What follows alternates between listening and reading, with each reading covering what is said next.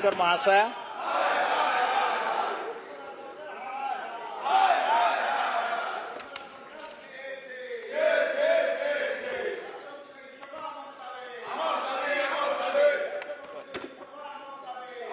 जगतसिंहपुर जिलार अलका नदी विगत दिन में ग्रामांचल और सहरांचल मुख्य जलस्रोत थिबा यही अलका नदी पठा और पार्श्ववर्ती जगह को कौन सी जमी माफिया एवं तत्कालीन सरकार किछि असाधु ऑफिसर मिसी अर्थ दोषारोप करिथिबा सरकार दृष्टिगोचर को आसी नाही, किंतु नदीर पुनरुद्धार नदी पुनरुद्धार योजना रिवर रिजुविनेशन प्रोग्राम माध्यम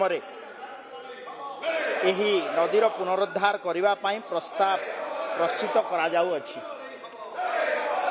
कर्ता श्री अमरेंद्र दास। बाचस्पति महोदय, अलका नदी होउछि जगतसिंहपुर जिला तत्कालीन हरिहरपुर जीवन रेखा।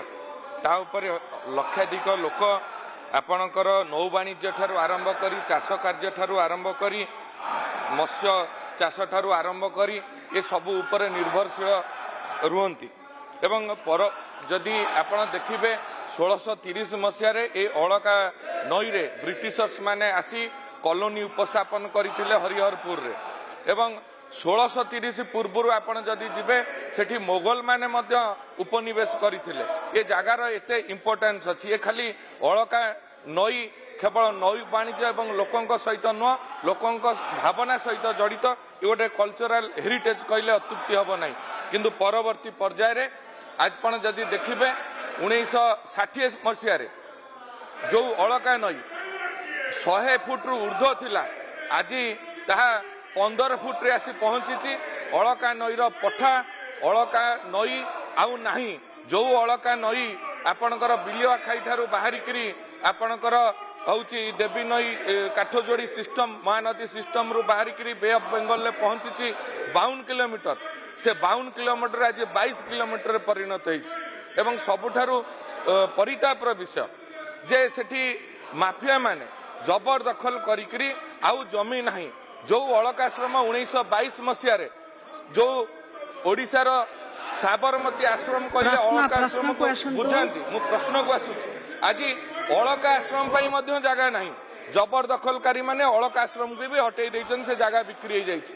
तेणु मोर मान्यवर मंत्री पाखरे कथा रहिबो जे किभली भाबरे गत वर्ष मान्यवर मुख्यमंत्री एप्रिल 25 3 तारीख दिन जाई घोषणा करथिले जिला महोत्सव रे अलका नई को उन्मुक्त करा जिवो, जबरदखल उच्छेद करा जिवो।